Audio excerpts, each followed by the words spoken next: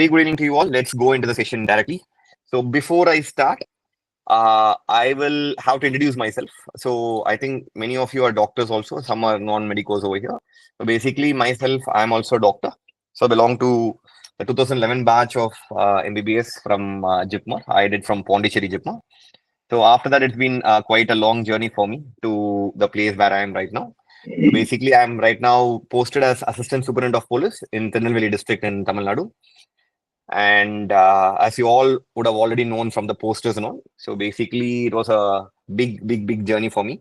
It was like I had to attend almost 5 UPSC CSC interviews, 1 CMS interviews. So basically I have the experience of attending 6 interviews inside the same UPSC Bhavan. So it is quite unfortunate, but still I got, I think, ranked 3 times in UPSC only, and once in CMS also. So, but why I'm telling you all these things is that basically I would like to share my experience. I'm not going to teach anything because this is not a prelim session or a prelims test series or a main test series, because I used to do that also. I had been working with Shankar IS Academy. I worked with Forum IS for almost 2 years. So basically, I've been doing all these prelims programs, mains programs, etc., etc. But the one thing which is very close to my heart is always this interview, because that is where I think we can make a huge difference also. And that is where I feel I have some kind of expertise over others, because the problem is that many institutes do conduct excellent programs for the interviews. But as you have already seen, many of your seniors or so many people who have attended these interview programs personally talk to me every time after they get a rank.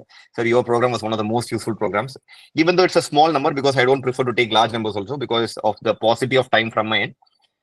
But the only thing which I would tell is that a lot of people have attended UPSC interviews 10 years back, 15 years back. They were in service 20, 30 years back. You're getting it. The interview experience which they have is almost 30 years old. And the points they are giving you is much older. But what is the current trend? To understand that, you need to meet someone who has attended the recent interviews and multiple times. So basically, I feel that I have that experience of that, because it's not a good thing to be also, because I don't want you guys to have the same experience going for 5 interviews, 6 interviews. You should not go that. We should make sure that you finish in one interview and go off. So that is where we are here. So to share some experience, shed some light, and so that that experience becomes of much immense usefulness to you. And today being the introduction day, I'll have a very short session today, like 1.5 hour session. So, but today I'm not gonna give you too much of gyan. I'm just going to share experiences, little bit of basics, and from next class onwards, we are going to go bang on, dealing with questions, taking questions from you. All these things we'll be doing that. And again, I'll be having a one-on-one in like specific session. I used to take one-on-one sessions for 1-2 hours also. I've taken for 2.5 hours also. So I take interview, then take a lot of questions, curate your DAF, all these things I personally do. So I'll make sure that all your doubts are cleared from the session so that you don't have any further doubts. And without further delay, I would just have one request from my participants, is that be interactive, because again, interview is all about presenting yourself. You're going to talk, and you're going to talk in front of experts over there on that day. So if you have to talk so fluently and so so vividly, the lessons should start from the classes onwards, so that if you start answering from here, it becomes very useful for your interview also. So I would like you to be very interactive as much as possible. So am I clear, Almond? I'm not getting your full name. Can you just tell me your name, Almond? Bashirat Hussaini Khan, are you there? Yes, sir. Deepak? Yeah. Okay, so thank you so much. So let's be as interactive as well. No one is going to judge us, and moreover, it's basically it is online call also. It's not even a classroom. So let's be open and let's be more interactive, and let it be not a monologue but a dialogue here. Okay, thank you so much, and let's go into the classes per se. But before I start, is there anyone who has already attended interview here in this group? Is there anyone? You can raise your hands also if you anyone who has attended an interview here. Okay, no one. So, and I would like to ask you one more thing. How many of you are from medical background? Anyone, like, you can also raise your hands. 1, 2, 3, 4, 5, 6. Mostly it's medical background. Any non-medicals over here? You can just speak out, because so many hands are already up. Anyone from non-medical background? Okay. So we have Yes, almost, sir. Okay, perfect, perfect. So we have both the groups representing here. Thank you so much, Deepak. Okay, done. So let's start the session. So introduction to the program. Let me start with a small introduction. So that introduction comes to me with my own experience again. Okay. So firstly, why at this time you should take a program? A lot of people will have a doubt, and your main results are expected around 7th to 10th of December only. So should I start doing it now, or should I take my time? Should I focus on my prelims again because I'm not sure about my main? So many doubts will be there. But I'll just share you only one experience. 2020 CSE. I'm telling you, I had my interview on day one, first session. So it was on Feb 17th, and the results came on January 17th. So exactly 1 month I had. And what happened is that you are, see, that time it was almost my fourth interview. So I had an experience about all these interviews. It was very easy. But there were a lot of my friends. Firstly, there will be a lot of confusion of filling your DAF. So all of you, I know you will know what is a DAF, because what hobbies to fill, what preferences to fill, what services to fill, which cadre to fill, all these things will strike you very hard at that moment only. Unless you have a draft, it will become very, very difficult at the end of the time. So, Deepak, can you just mute your voice? Yes, thank you, Deepak. Uh, so basically, so in case, what if you are on the day one, day two, day three of interview? And we all know that we are at an important time of our preparation. We have done so hard in prelims, so hard in mains. You should not let go of this opportunity. And I would like to ask Kishan one question. What do you think will be the highest mark in interview and what will be the lowest mark in interview? Any idea? You can unmute and talk. Yeah, Yes. sorry, sir. I think highest mark in interview last year was around 212, Okay. and the lowest were less than 100. Okay, less than 100. Let's keep it 100. So basically, almost 100. There is a range of 100 marks are there. So do you know the difference between the 100th rank and the last rank in the list? How much marks will be the difference? Any idea about it? No, sir, I don't have idea So about that. normally, to be frank, from the 100th rank to the last person in the list will also be just the same 100 marks only will be the difference. Same 100 marks, sometimes even lesser than that. Because usually the first two, three ranks have slightly inflated marks you get. So that is why I'm taking that of the equation. But generally, this 100 marks will decide whether you are in the list or you are outside the list also. Very, very aptly, I'm telling you. And this much difference will not happen even in a single mains paper or anywhere throughout your entire GS or entire option will never happen. But it will happen here because I've seen it. Okay, next. The most important thing is that because you're all very new, is there anyone in service already who have come for improvement of marks? Anyone is there? All of you can put your hands down so that I'll keep asking questions. So, Vishal, you are already in service? Yes, sir. Uh, Yeah. am I audible, sir? Yes, sir. So which I service? am. Yeah, I you're got, audible. Which service you are in? sir. I got, sir. Good evening, sir. I got selected in the CSA 23 reserve list, sir. Reserve list, sir. Okay, excellent, excellent. Congrats. Any service has been allotted? No, sir. It will be allotted in 1 2 weeks, most probably. So, Okay, perfect, perfect. I joined because for the improvement of the marks only. I got 165 marks, sir, last year. Okay, perfect. 165 is kind of an average. You have a lot of scope to do. But Yes, anyway, sir. Thank you. Vishal, I'm really sorry. I'll be a little basic in this first class. So second No class worries. governments, it might be a little faster. Okay, yeah. No worries, sir. Okay, Thank you. anyone else in already service who has attended interview or someone? Okay. So why I'm asking you is that 165. So probably Vishal will tell me better. What if you had got 200 in your interview last year? Where would your rank be? Sir, most probably in top 100 or 150. Yeah, perfect. So because I just want to make sure for everyone to understand that this each and every mark in interview is very important. Each and every mark means because in interview they don't give us 1 mark. They give us 1%, 0.5 percentage. So basically the 2 112 comes because it is 75 percentage. Okay. So if it is 60%, it will be around 150, 160. You're getting it. 50% is 138. So they mark as percentage. So each mark will be 12 to 13 marks. Each percentage basically. So it makes a huge difference where you are on the list. And especially from service now, I've been serving for almost 2.5 years now. I'm telling you, I'm seeing people. It doesn't just matter where you are there, how much marks you get, which rank you get. Initially, we'll all be happy, firstly, to enter having the Just sorry, I'm really sorry. Yeah. So initially, all of us will be extremely happy for getting just into the list.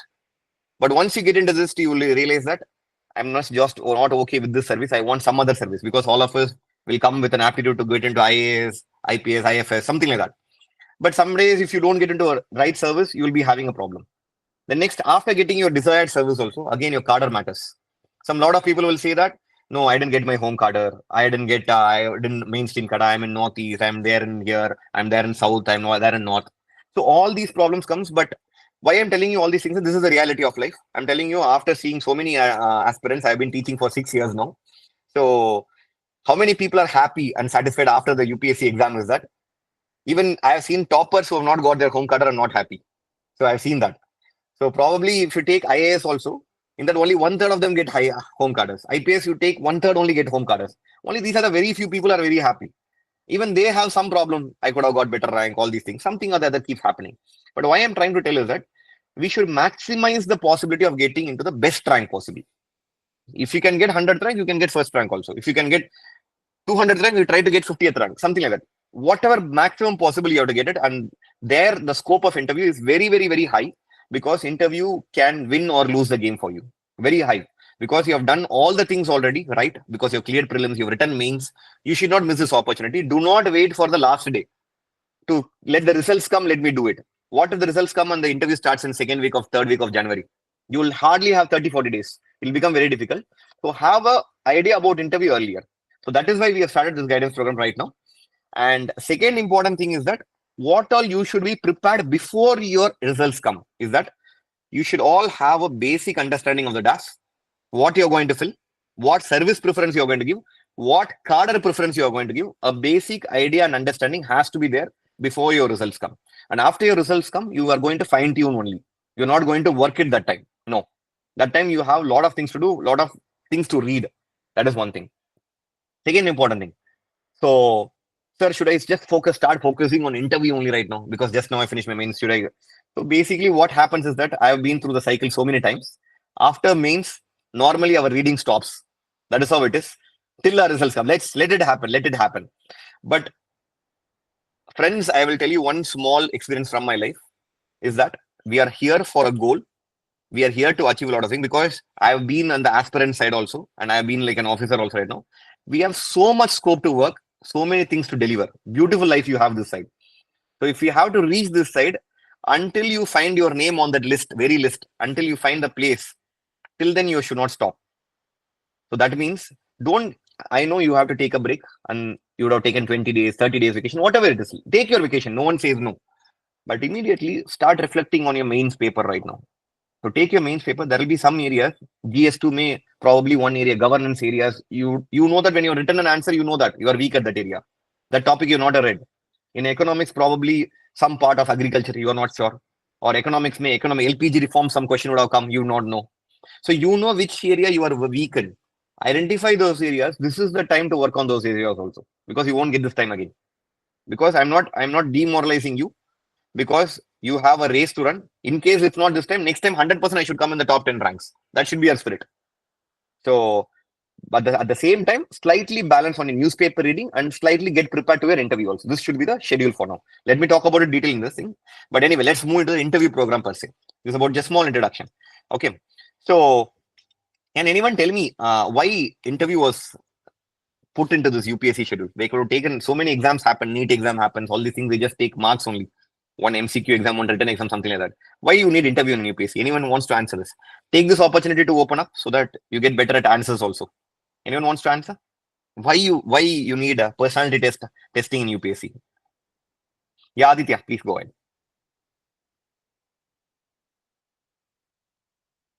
Yes, Aditya, you raise your hands.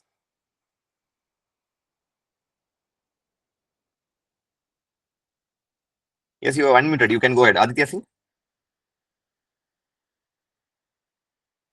Okay, anyone else wants to answer? Why we need? Because I just want you to understand in a bare manner. Why we want an interview or a personality test in UPSC? Anyone? Am I audible?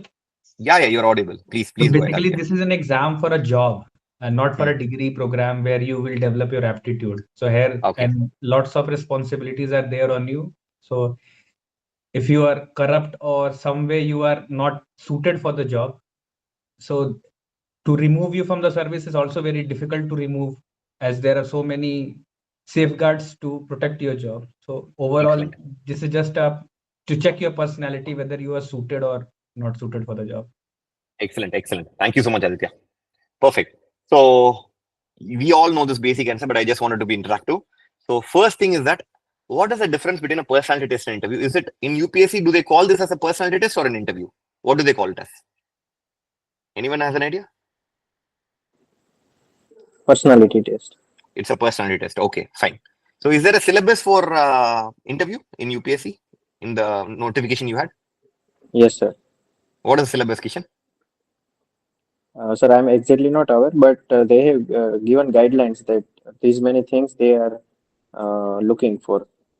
Excellent, excellent. So that is a problem. Basic problem is a lot of people do not read the notification. A lot of people do not know that there is something for interview specifically mentioned in a notification itself. First is that we should be aware of that. But anyway, so what is the difference? Because Kishan, you answered. What is the difference between a personality test and interview? Can you just broadly tell me?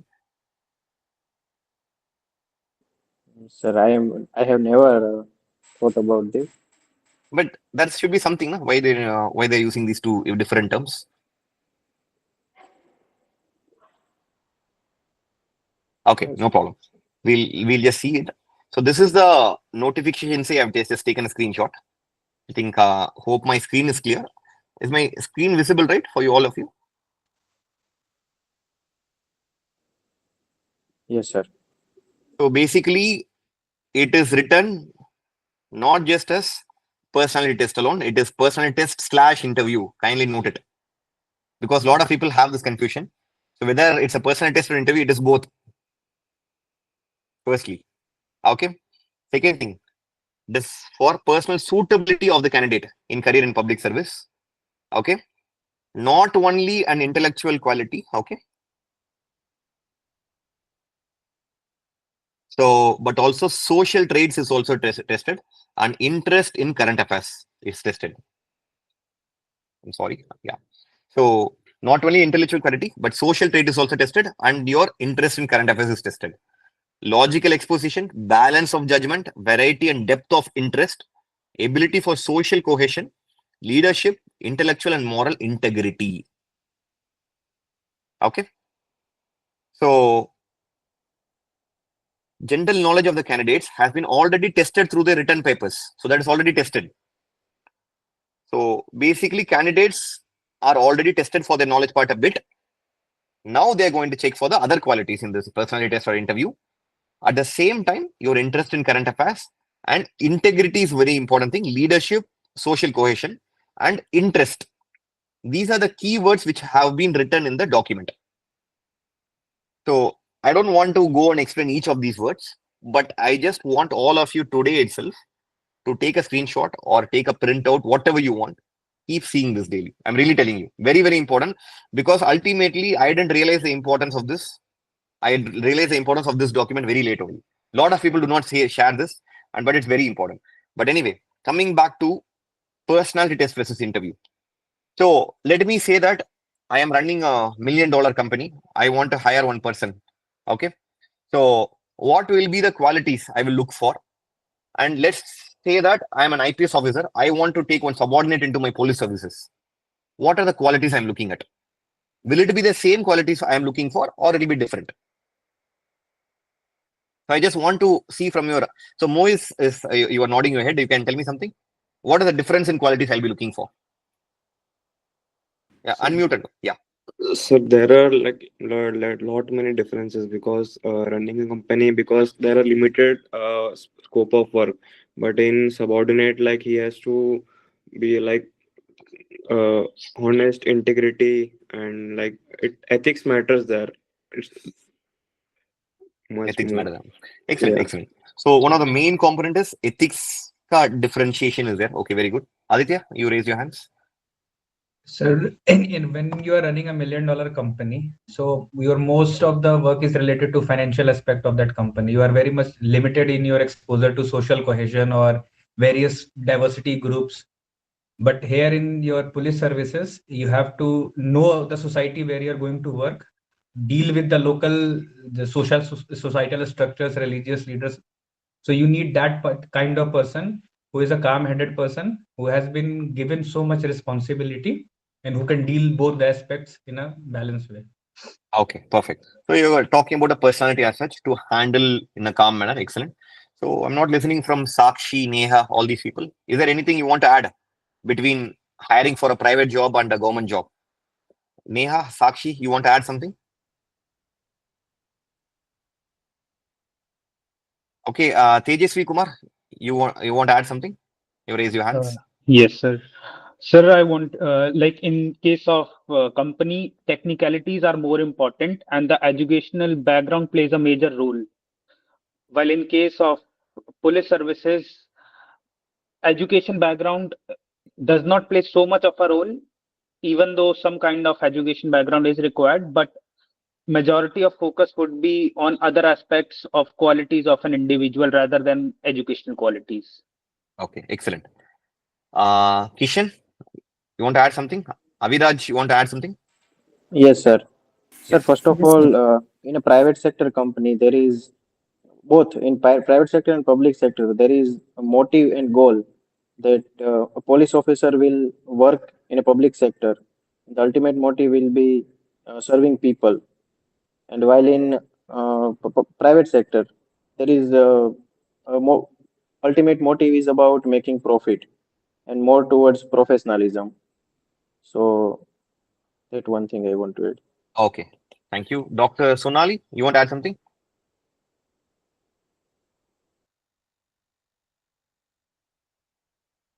Aviraj?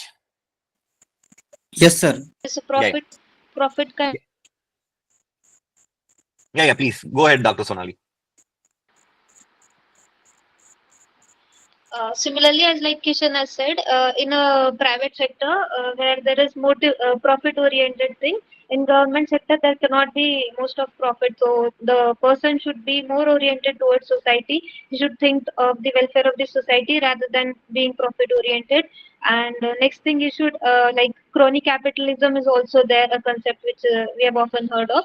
So the influence of politicians being there. So if a person is linked with this thing also, so that thing also matters. Like as we are permanent executives, we should not be tilted towards a single political party or taking their like their sides, and seeing that kind of thing can also influence the person. So he should not be biased. So that could be also another thing. Okay, excellent. Yeah, thank you That's so much, Sonali. Aviraj? Yes, sir. Sir, in a private private job, there is a management, separate management under which we have to work and follow their duties, etc. But in police service or in any public service, there is a separate duties like talking with common people, common mob, etc. Then also responsible or answering to the higher level authority also. So in that case, we need to require a common sense, more common sense, and in that sense, we need to think like a common person, like. We need to talk like a simple common man who is illiterate actually. So in that case, we have to handle both these things, and actually we have to work according to the situation. So in that sense, we need a separate intellectual, whatever we say, emotional, intellectual, etc. So I think it is like that Okay, personality. thank you. Thank you so much, Aviraj. Tejasvi? Sir, I already spoke. I Okay, forgot sorry. to Your hand. Yeah, done. put my Okay, hand down. okay. Yeah, put your hands on. Aviraj also, you can also put your lower your hands. Okay, thank you so much, guys. So you all told whatever as an aspirant we will understand. So all of you are very clear what exactly is the difference, because we are not here for profits. If I want to really earn so much for my company, I just look for the knowledge. I want the most skilled person because somehow I want to increase my profits. I want to get my company on the track, all these things. But when you come to civil services per se, because it's services, you are a civil servant. So here we are not there to make profits and we are not here to do all these things. Everyone knows that. But let me just talk from a perspective of an officer right now. So all the services, whether you are taken into the job, right? Let's say that you are selected in civil service. Are you directly put into the job? No, you are trained for 2 full years. Any service you go. So basically, they are going to inculcate how you're going to manage a crowd, your emotional quotient, everything they are going to do. So you say that profit is different, ethics they are going to look for. You're going to look for permanent executives, so they have to filter it now itself. Because once you're into service, no one can throw you out. So they have to filter you now. So you need more EQ. They are looking more than skill. They are looking at ethics. All these things are agreed. But just imagine the person who is sitting opposite to you. I may be very young, like 2.5 years into service. The person who is sitting opposite, the chairman of the board, has worked for 30 years in the government services. And he also knows that how people talk in an interview, how they express in an interview, and how they are really. They also have seen through, they have also gone through the same process and come. And they also know that you have 2 more years to be trained. You are just an unpolished diamond there. You are going to be polished anyway. So why I'm asking you this biggest question is that this is what we are going to deal. And once you understand this, perfect. So then what do they look for you? What do they look at for you in an interview? Because whatever you said is right. But that is where they're going to train you.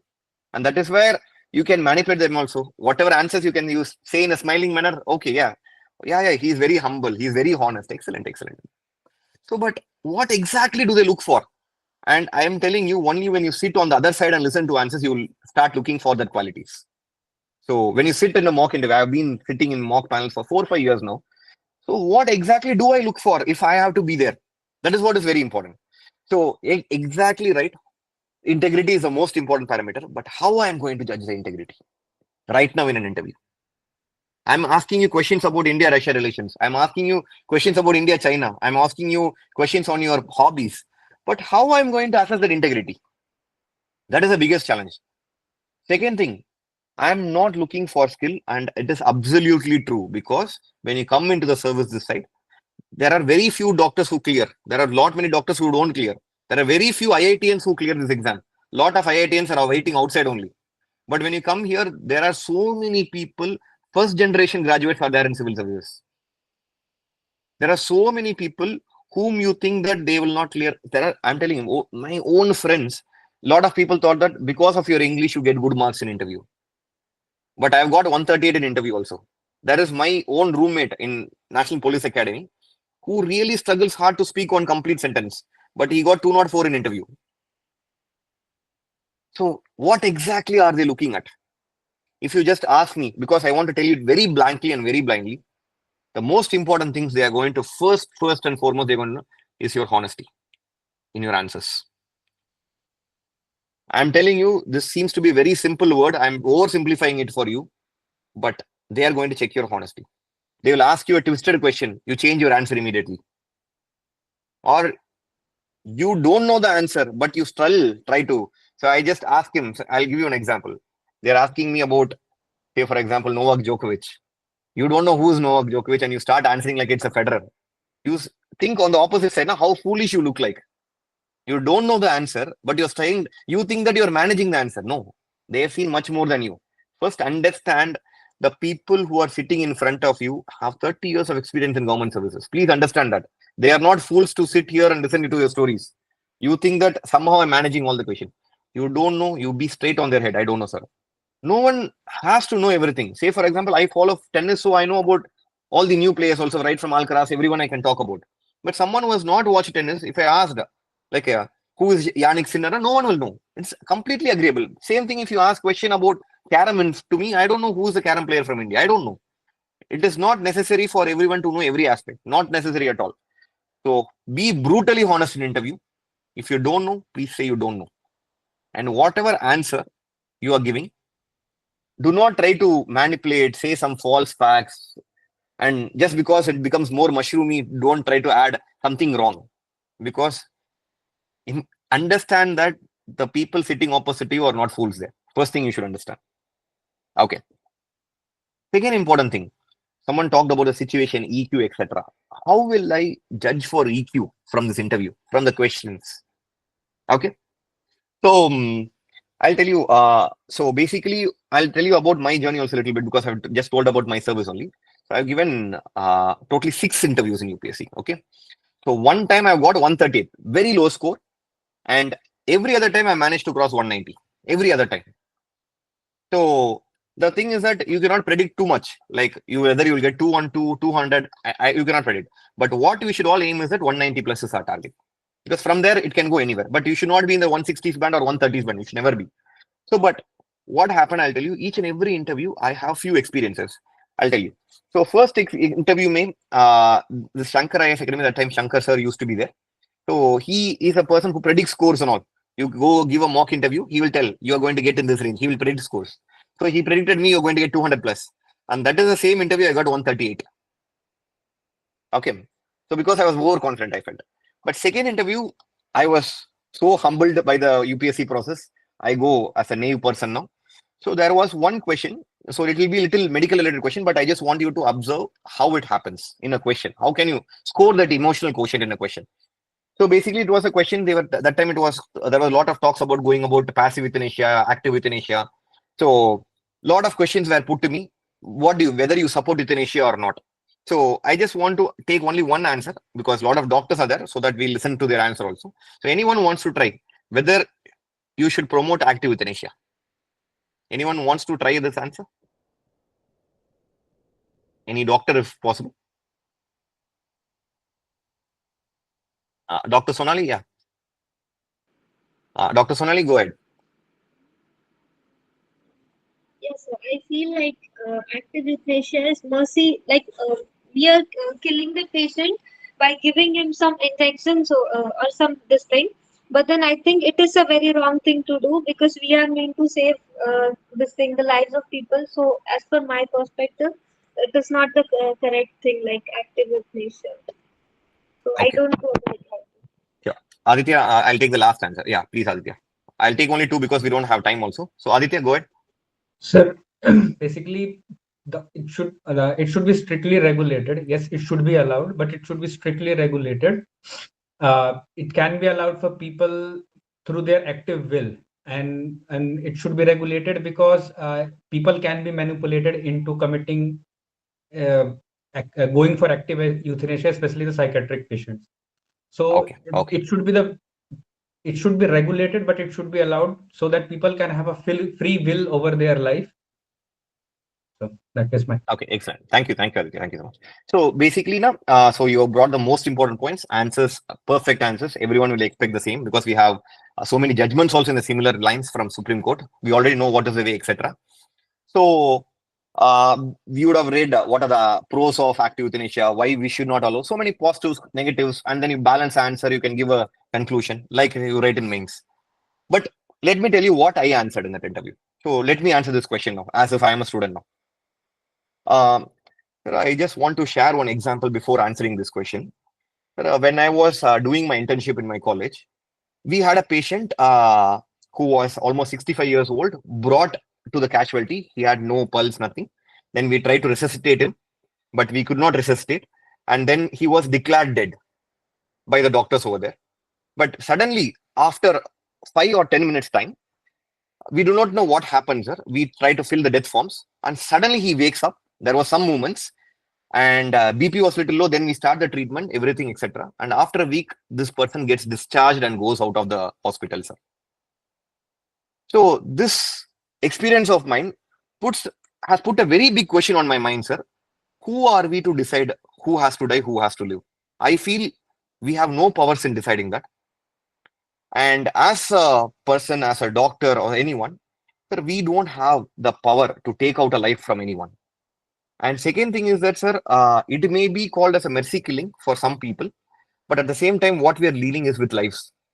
And even a single life which has been manipulatedly, which has been taken out, it becomes a huge crime. It results to, it's nothing but a murder.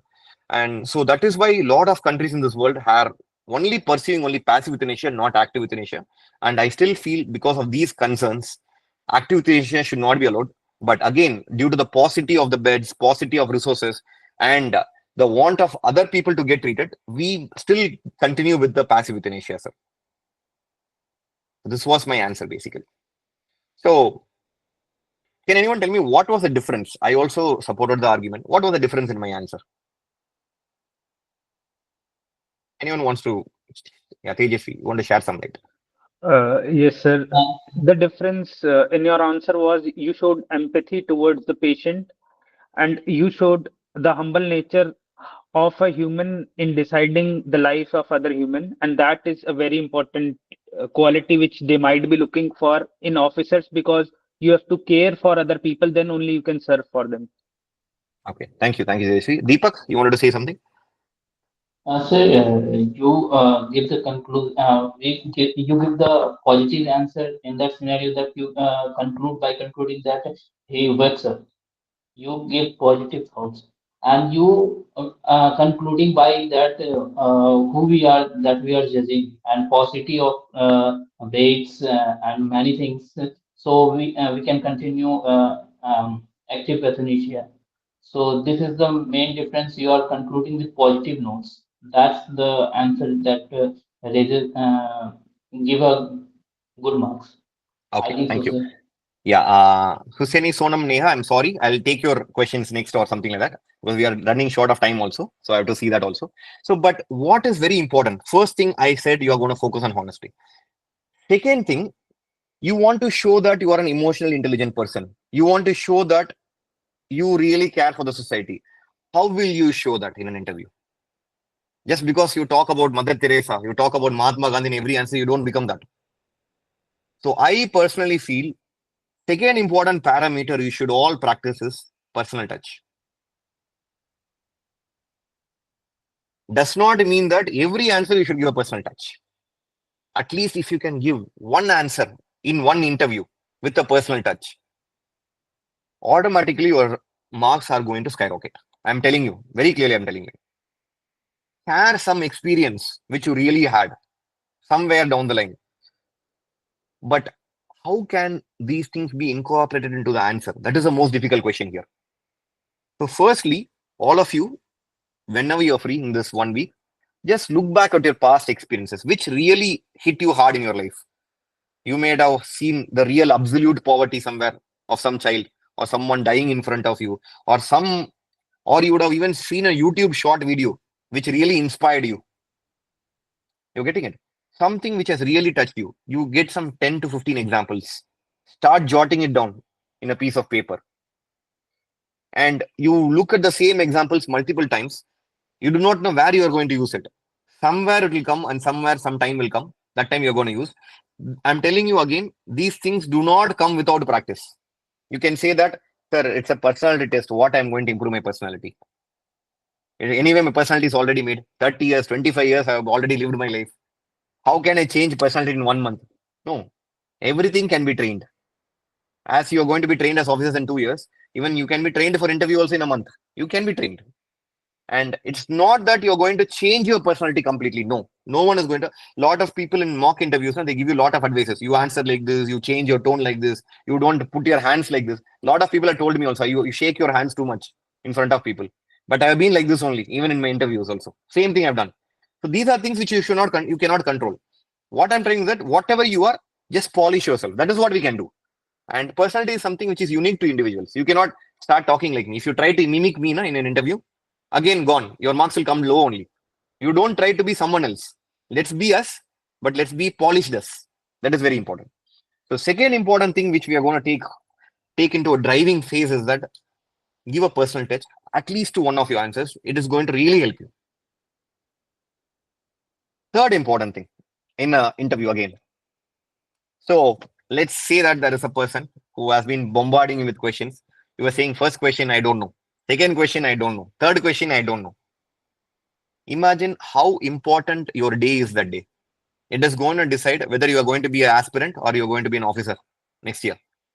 I'm telling you, it's a very, very important day, and it carries a lot of significance, and too much of pressure is there on us on that single particular day, because we have a lot of expectations waiting for us. I'm telling you very frankly, because I have faced that.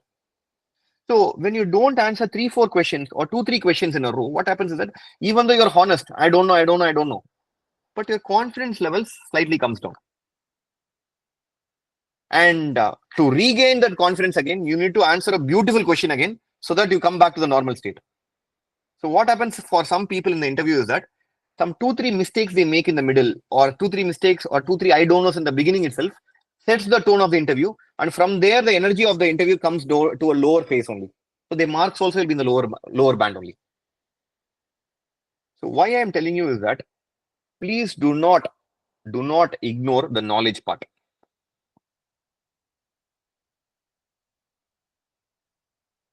ultimately, only when you have the knowledge, you will have the confidence. Without knowledge, you're not going to be confident. If you are prepared, you will be confident. So, but what does knowledge mean is the most important question. So what we'll do, I've seen people, I'm preparing for a UPSC interview, take 2-3 papers, start reading India Today magazine. Okay. They have not done all these things in their life. Suddenly they'll take 2-3 magazines. Okay. 2-3 newspapers, Daily, Indian Express, Hindu, everything. 3-4 newspapers you read. And what you read from top of the headlines to the end of the sports columns you start reading. That is not knowledge in interview. You should be very specific where you want to put this knowledge. So let's take my example again here. So I am basically from Tamil Nadu, okay, and I am a doctor. So let's say I'm reading newspaper today. So today headlines there was this Mizoram crisis which is going on. Sorry, Manipur crisis, Mizoram. I'm really sorry. Manipur crisis which is going on. So yesterday's newspaper had the headlines of 10 children dying in UP. Does it really ring a bell to me? Yes, it's my own field, medicine. So I need to dwell deep into that. So Manipur crisis, it's a all India news. So everyone has to know that. So now a prime minister has traveled to some summit. That becomes very important to all of us. The COP summit, which did not result into any result. It is also important news for all of us. We should focus on all these things. Let's say that one man was hacked to death. Okay, in Delhi, air pollution is so high. So that is also small kind of national news. But what I'm trying to say is that I should start ignoring these newses, which is not important to my field. So that is the most important thing. What knowledge you want to. So basically is that either it should be related to my state, either it should be of national or international significance, or it should be related to my field of expertise or my DAF. All other knowledge I don't want to acquire at this point of time. So you should be very, very clear when you open the newspaper itself, which news to read, which news you should not read. We should be very careful. So let's say that there is I think recently what else? So rural income has been coming down. The rural wages in India, it was a headlines yesterday and explained also in Indian Express, right? So whether I should read the news, yes, as a prelims perspective, mains perspective, that is a very important news article.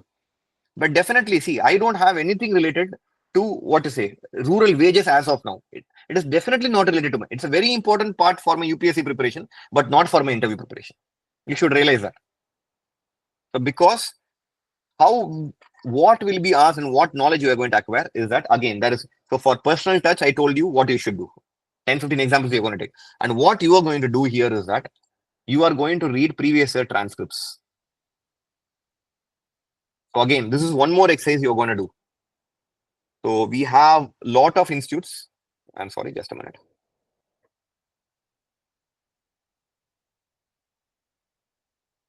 I'll just share my screen again. We have a lot of institutes who have put up transcripts, previous year's transcripts. So even IAS Delhi has a booklet of transcripts. You can find it in Forum IAS, blog.forum IAS, Vision IAS. So many there, or Telegram channels you can easily find. So many places are there. So just see what is their background. So say, for example, you have done mechanical engineering. So you take the transcripts of mechanical engineers who have done. You just search mechanical engineer and then you start trying. If you're a doctor, search doctor and see what are the questions they have put to them. So one important thing in interview is that questions will be asked based on your DAF or based on the state you come from or based on questions of national or international significance or based on your background. That's all. Nothing else. Nothing more is going to come. Do not read every article. Do not read 5 papers, 6 papers. No, not needed.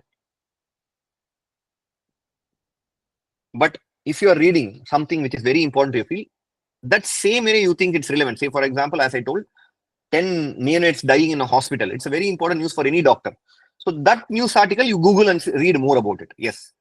So your knowledge is going to be very focused and interview oriented right now. So that is the difference. Do not take economic survey and read now. No. Do not take budget and read now. Maybe you should read budget. Maybe if I am there, I'll read health budget, education budget. That's all. So you should know which area to read. That is the most important. So if you can fit in these 3 boxes, no one can stop you from getting very good marks in interview. The problem is we have too many things to focus in an interview now. What we start.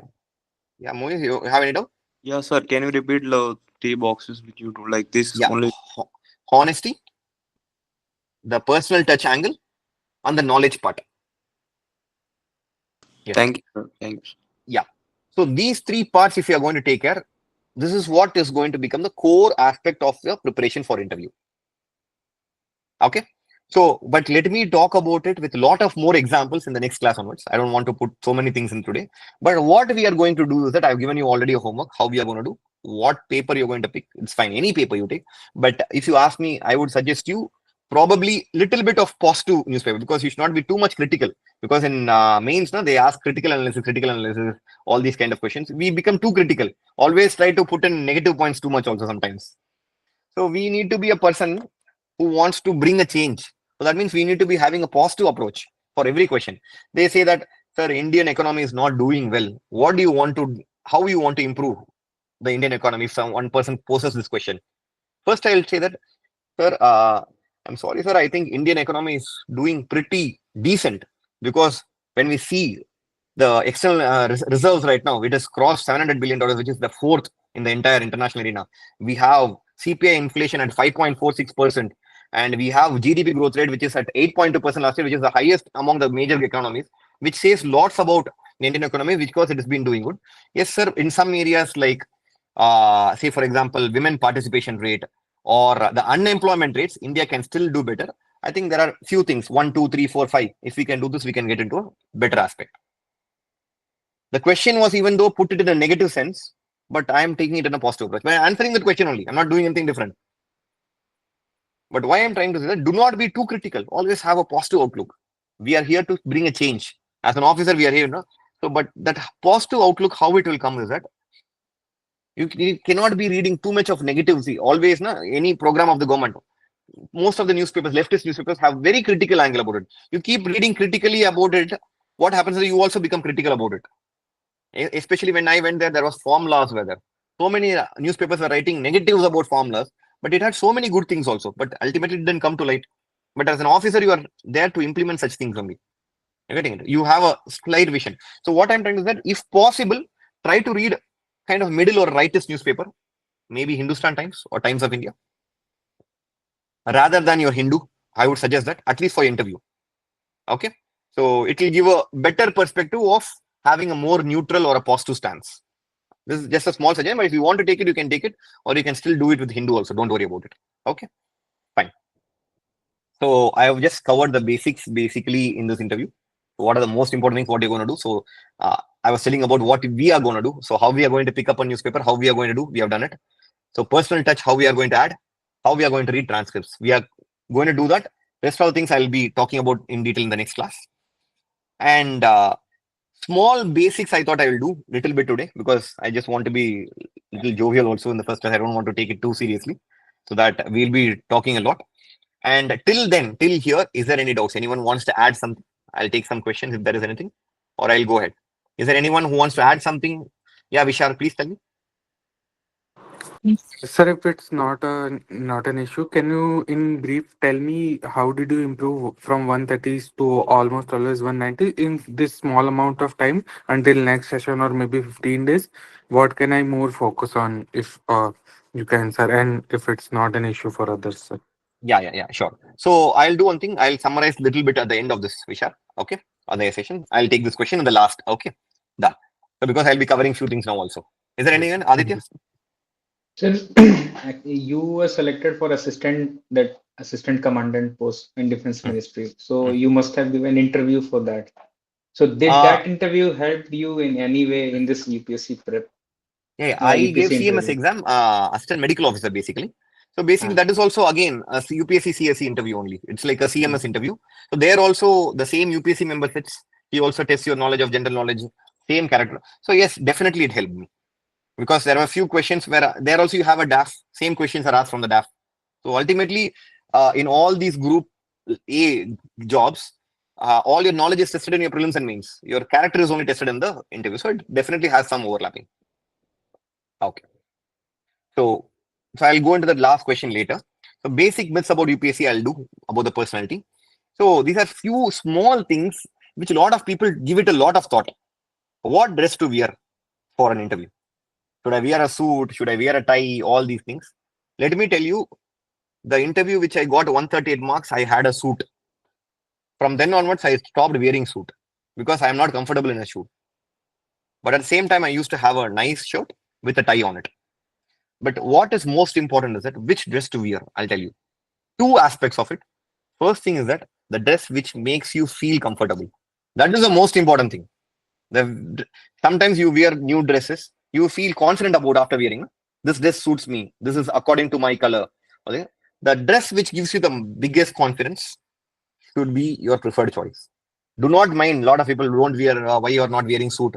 Don't take it. If you are not comfortable in suit, because a lot of people gave me, you wear a suit, you have to remove your buttons when sitting. When you're getting up, you have to take off, you have to put the buttons back. I found it very cumbersome. I didn't want to think about all these stupid things. So I thought I'll take off the coat only. Because I'm not used to coat. I'm not wearing coat daily. So I felt that way. But at the same time, there is one more angle to it. Let's say that from the members' perspective, we'll think about it. So they think that you are coming for a formal interview. It's a very formal interview. It's not you are going to meet a friend, right? You're going to meet a senior officer there. And it's a very important day of your life. If you think so, from their perspective also. And for such an occasion, they expect you to be at least at a reasonable dressing. Reasonable meaning, do not go with an open collar. Definitely not allowed. You should at least have a tie. Show that you're rising up to that occasion. You're getting it. So rising up to the occasion is very, very important, and your dress should speak of it also. At the same time, you should be confident. Do not wear fluorescent green shirt and go. No. Even though you may look good in that. No. It is an occasion. It's a formal interview process. And beware, these people are 60, 65 years old in government service. They're more orthodox than you think. They'll be really orthodox. Okay. So be careful of that. So at the same time, for girls and women here. So whether you should wear a salwar or sari, a lot of people say that you should wear sari, and a lot of people who are not very comfortable with sari also end up wearing that. No, you can wear a good salwar. There are very formal salwars. You can still wear that. But at the same time, I'm telling you, it should not be very flashy. It should be formal. It should be up to the occasion, and it should be comfortable for you. That's it. Okay. So next, very, very funny thing I'll tell you. Lot of interview trainers here, because you will be going to a lot of academics. I know that, because everyone will try to take so many mock interviews. So many things happens for interview process. So they say that when you enter, you should first wish the no, I'll come to the next one. So when you enter, you should be very careful. You should not make noise with the door. You should be humbly knocking the door. And when you sit, make sure that you don't make noise with your chair. So many advices you will get. I'll tell you. So what happens in an UPSC interview is that I think many people will not have seen the UPSC hall also. I'll just show you some pictures. So this is the basically main gate, entry gate 1. People wait like this only for interview. They stand in a queue. Slowly they enter, and they enter into this Dolpur house. Basically, this is the main house. And there you have a seating arrangement like this. There is a central hall where people are made to sit into 5 or 6 tables, where 5 people per table will be sitting, or 6 people per table will be. This is like table. This blue ones are table, black ones are people I mentioned. So basically, there'll be table 1, table 2, table 3, table 4, table 5 or 6. And each table, 5 or 6 people will be sitting in a round fashion. Your certificates are checked there. And once it is there, when you have to go interview, so this is basically the big corridor. This entire outer periphery is the corridor. And you have so many board rooms opening. There is one room here, one room here, one room on everywhere there are rooms. Basically, you have to walk. I'll just put a different color. So you have to, if you're sitting here, you have to walk out like this, come to the corridor and go to your exam, like wherever your interview is happening, into that room. That's how we enter. So there will be some rooms which is like this. Say, for example, the board will be sitting here and you are supposed to enter from this end. There are some rooms which the board sits directly in front of you, where you enter directly facing them itself. So why I'm telling all these things is, stop thinking about how the board will look like, how you are going to enter, how you are not going to enter. Not at all important for us. What you are going to do, you're going to ask, may I come in? And you're going to enter and you're going to sit. And once what happened, I had a very heavy chair. Basically, it was a wooden chair. So when I moved, sound came only. I was not able to lift it.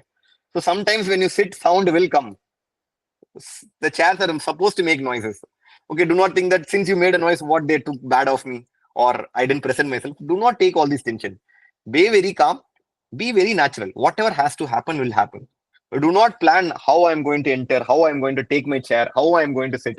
When I sit itself, I should sit behind the chair, if in front of the chair. No. Whichever you're comfortable, be very normal. If you start thinking about all these things, you will miss your answers. That is what will happen. Okay. Do not overthink for all these things. Because there are institutes which you will see. I'm not joking. There are institutes which will say you how to sit, how to enter, how to ask. They'll be teaching you all these things also. But I'm telling you, please do not do all these things. Be natural, be yourself. You're going to score more. Okay. Next, how to wish the board. There are some people who say you should first wish the lady members. Then only you should wish the gentleman over there. So what happened once? What happened once I entered? The board was on the side. Basically, this was a room, let's say. So I am entering through this side. So the board was sitting like this. So basically, first member was sitting here and the last fifth member was sitting here. So when I entered, I could see only the first member. Unfortunately, it was a male member. So can I come inside first, then wish the other members and then start wishing the male member? No, not possible. Whichever comes naturally, you wish. You first see the male member, good morning, sir, or good morning, sir, whatever you sir. And if then you see the lady member and say good morning, ma'am, it's fine. It doesn't matter whether you wish the male member, woman member, no. Whatever comes naturally, whomever you first come in touch with your eye contact, wish them first. Okay. So this is a very important thing. It seems to be very funny, but a lot of people lose the plot here itself because they think that, I didn't wish the lady member first, what they would have thought. I made sound with my chair, what they would have thought. No, these things should not bother you at all. Dress should not bother you. Just be confident with your dress. Okay. So one more thing, very important thing, because I think later maybe we will not have time to do that. So this is how people stand in the crowd.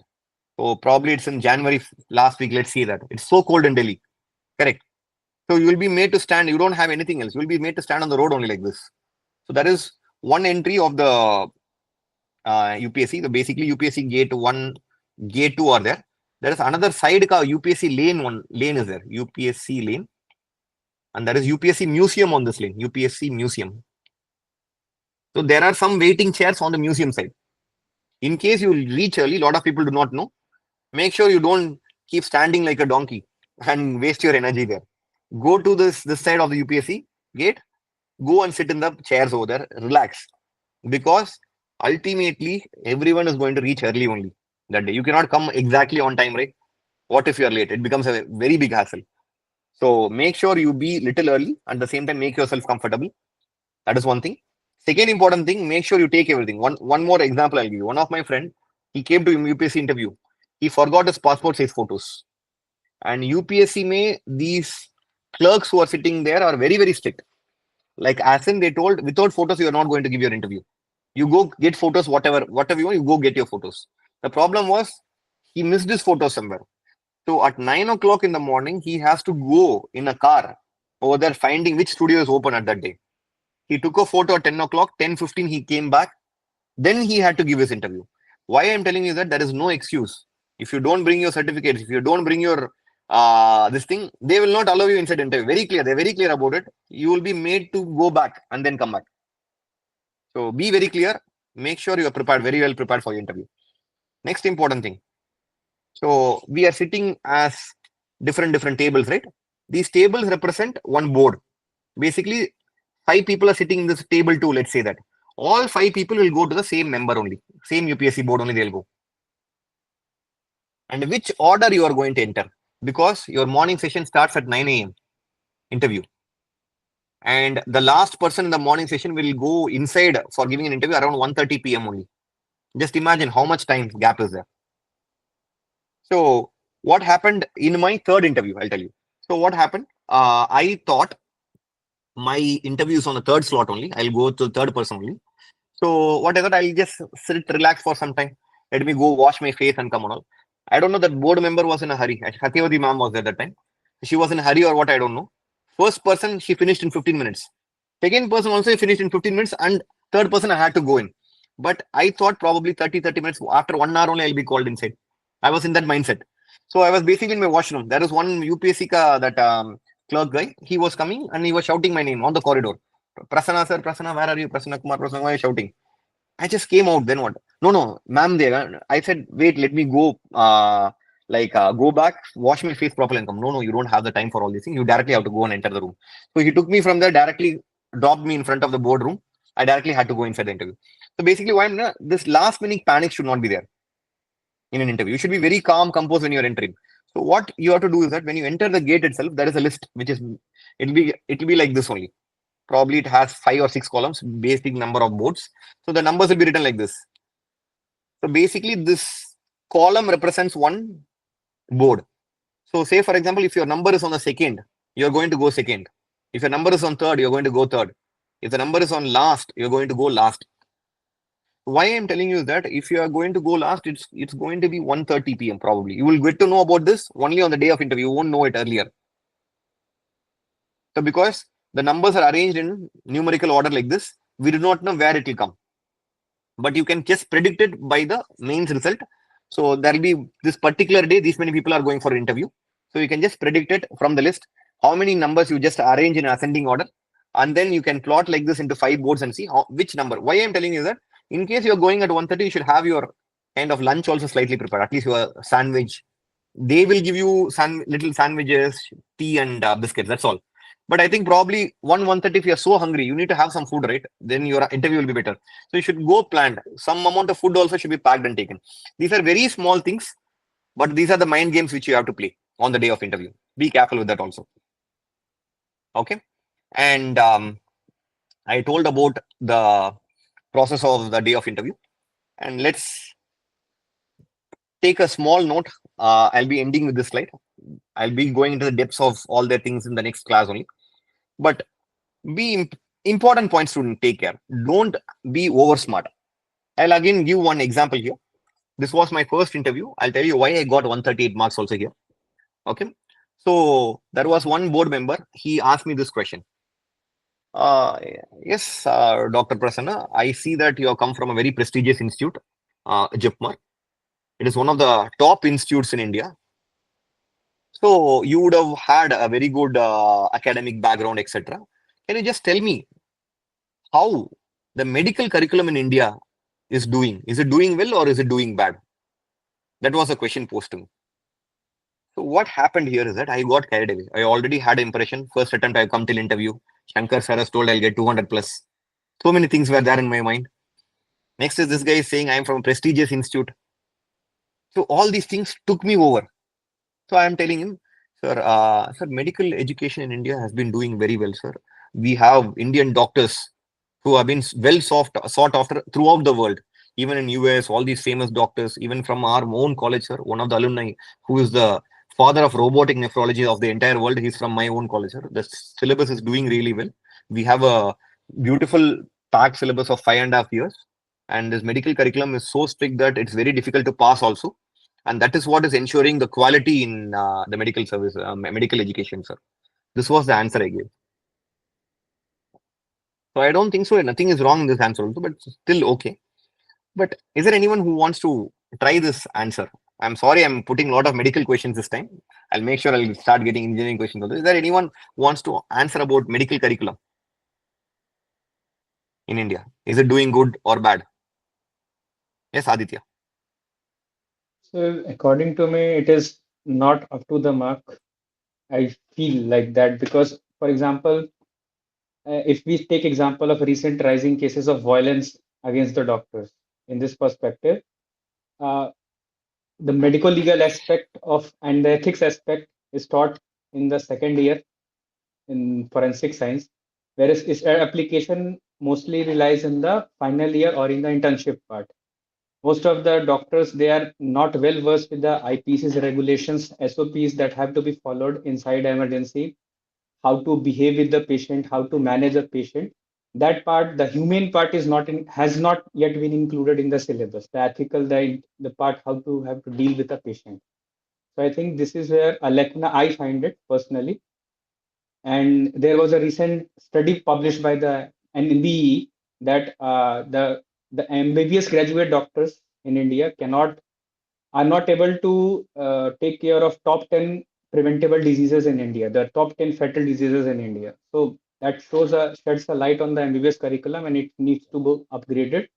with the invention of like AI and everything. Okay, thank you, Ilka.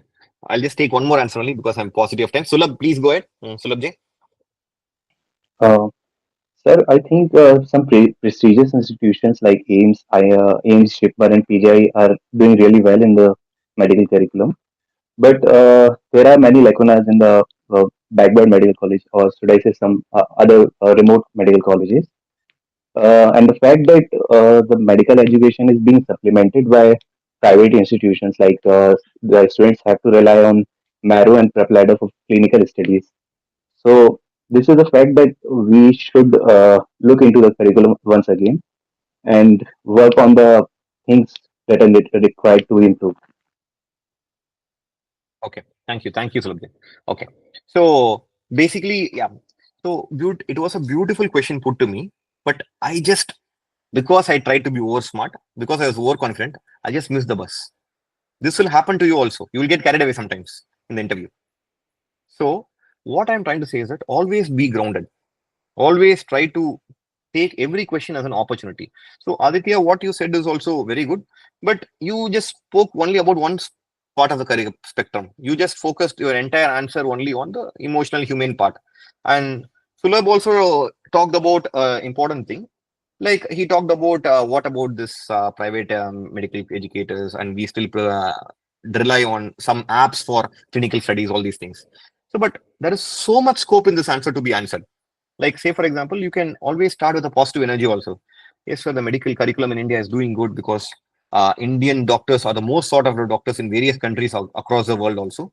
And Indian doctor, the cost of medical education is one of the cheapest in India because uh, even in government institutions, they pay even less than 1,000 rupees per year on all.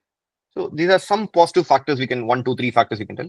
At the same time, sir, we can see a lot of violence against doctors because doctors are unable to communicate with the patients, where communication as a skill is lacking for many doctors and which is not being a part of the curriculum. Ethics in medical profession. We see a lot of doctors practicing organ harvesting without proper consents. They even smuggle organs. These are something which raises serious ethical concerns among doctors, which can be focused even further.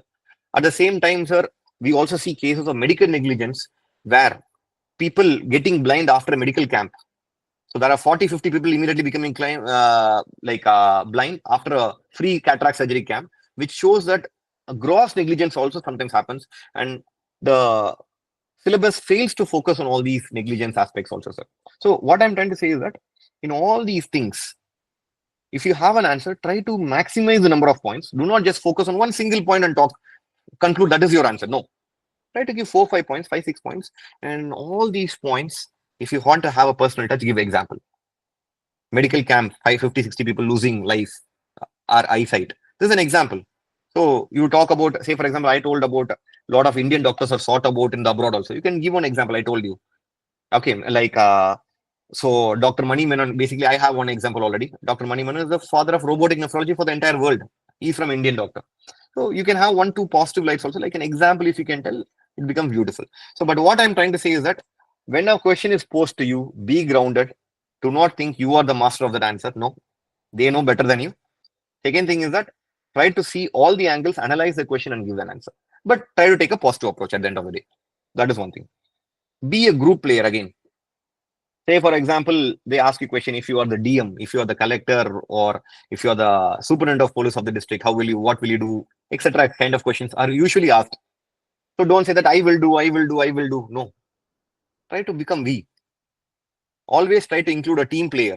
Be like a team, act like a team player because you are going to lead a force. Say, for example, in the initial year of my posting, I'm leading a team of 350, 400 constables already. You're going to be a team worker, you're going to be a leader.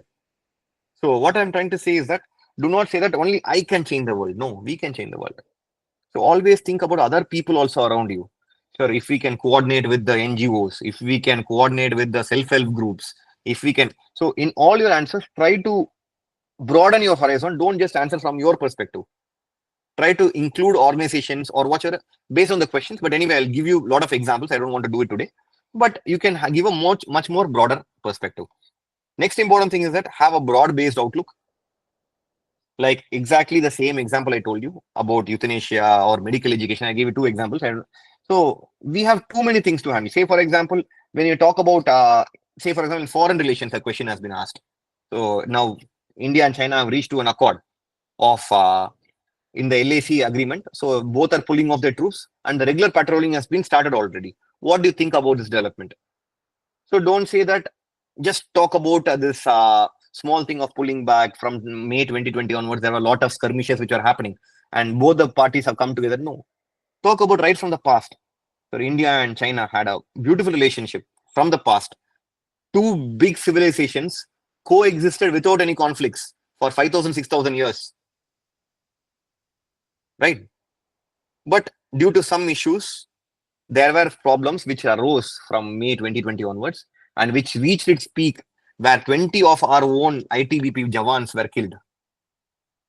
But it is a very positive development that our Indian government has reached out and their foreign affairs minister also has reached out so well. And we are coming back to the neutral positions. And this is a way forward where we can expect in future of demarcating a proper boundary also, so that this 5,499 kilometers of boundary is always secured. So same answer I'm telling you, but I'm putting in 2-3 facts into it. Right? So this is an interview. Why I'm telling you is that the way we present matters, not how many points we talk. How we present. We talk about the past. I'm talking about the present kilometers also. I know it's very difficult to memorize all the numbers, but you have important numbers with you. Say, for example, right now, what is the CPI inflation? You should know. When you talk about economy, I'll have 5-6 figures. I'll talk about what? Forex reserves, our GDP size, our GDP growth rate, our CPI inflation, unemployment rate, or gender inequality index. 5-6 data only, right? But use it in your answers. So India China is definitely going to be a very important question. India Russia, 2-3 facts about India China relation, 2-3 numbers about India China relations. That will help you a lot in such answers. So it makes your answer more broad based and having outlook, not just talking only about the issue. You're getting it. So that gives a better advantage. And last, I've already told you, remember, you're not competing with anyone else. You're competing with you, because I've been trained in police academy. I've seen 150 of my own colleagues. There are people who have scored very well interview, not without any language competency also. I'm telling you, because this is an interview. It is not for your skill or knowledge you're going to be selected. It's basically your own attributes which is going to play a major role. That means do not try to imitate anyone. Don't try to imitate my answer. Whatever answer I gave you, do not try to say the same answer. No, you be yourself. That is what will score you high marks. Or else, if you start copying answers from lot of mock interview, Drishti IAS puts lot of videos on it. If you try to copy one answer, what happens is that one answer will be his answer, one answer will be my answer, one answer will be your answer. Even the judges will be confused about which personality does this guy belong to. He's so confused, they'll feel like that.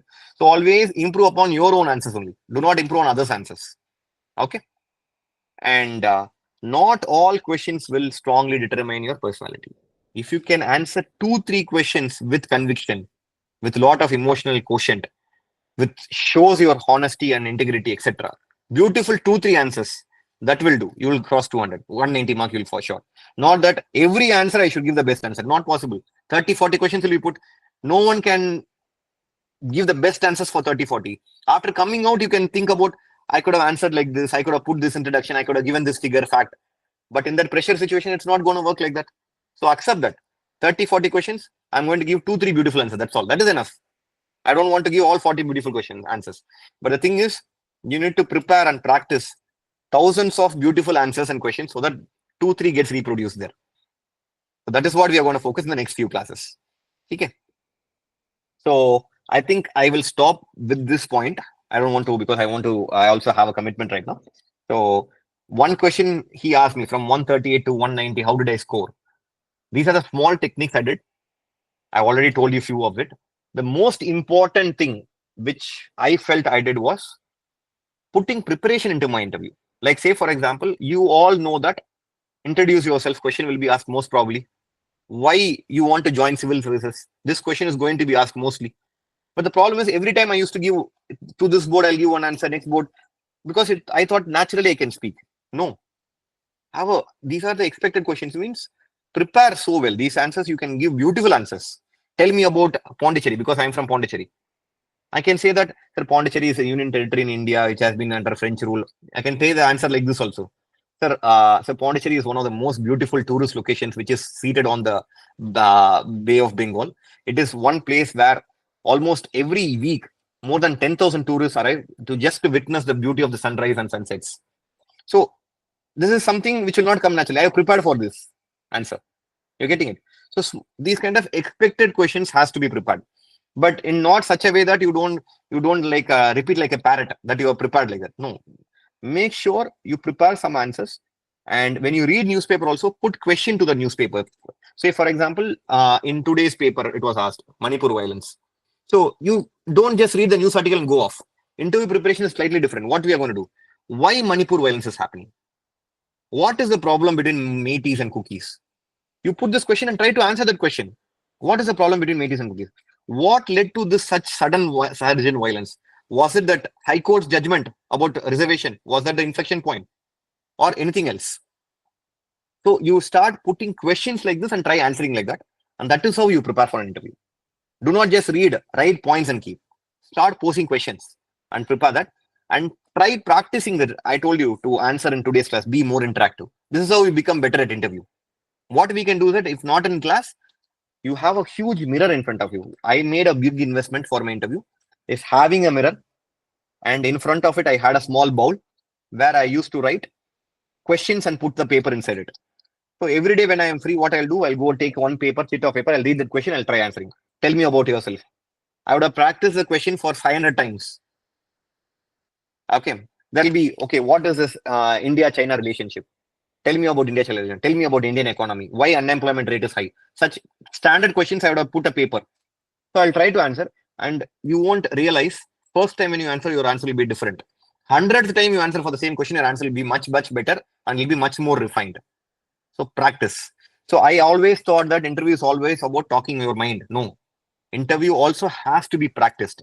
So these are the few small things I did, but anyway, I'll discuss in detail, which improved my score from 130s to 200s. Okay. So Sonam, is there anything I should add? Yes, good evening, sir. Am I audible? Yeah, Sonam. Sir, I want to ask, like, in DAF, should we keep the keywords at one place and make the possible question out of it and then make notes out of it in separate copy, or like how to proceed for it? Exactly. Sonam, I'm really sorry because tomorrow's session or day after tomorrow's session precisely is going to be full about DAF only. I'll be dealing in depth about it, but definitely keywords have to be noted and you need to generate. I have a lot of model questions also. Say, for example, one of my hobby is playing cricket. So in playing cricket, you can generate more than 200, 300 questions and try answering the questions. So for example, if your hobby is watching movie, try to frame 300 questions because you have transcripts, previous transcripts, how questions are coming, you know. So based on that experience, try to post as many questions to your DAF keywords and then practice it. It will come better. You have to do it, but anyway, I'll discuss in detail in the next class. Okay, thank you, sir. Sure. Anything else I should answer? Any other questions or something you want to add about the session? Okay, yeah, Sulabh Jain. So can you brief next few sessions to have what all we'll get to learn from this session? I'm sorry. Can you just repeat? Your voice broke in the middle. So can you please brief us about the next few sessions? What all we are going to learn in these sessions? Yeah. So I think I'll be taking 2 or 3 more sessions. That depends on how fast I conclude. Okay. So, but what are things I'll be covering is that one entire session on DAF. So, what are things you can fill? What are your hobbies? How you're going to fill your DAF? Okay. So you will be prepared before your results are announced. How you are going to fill your DAF? I'll talk about that, and I'll be talking how to prepare on DAF also. My main focus will be on DAF, and one more session I'll be taking up a lot of examples. I'll be the examples I gave, right? How these questions can be answered. I'll take at least some 10 to 15 questions. I will discuss with you how this question can be answered in a better way, and how we are going to give that personal touch, emotional touch, etc. With questions, I'll be answering that. Okay.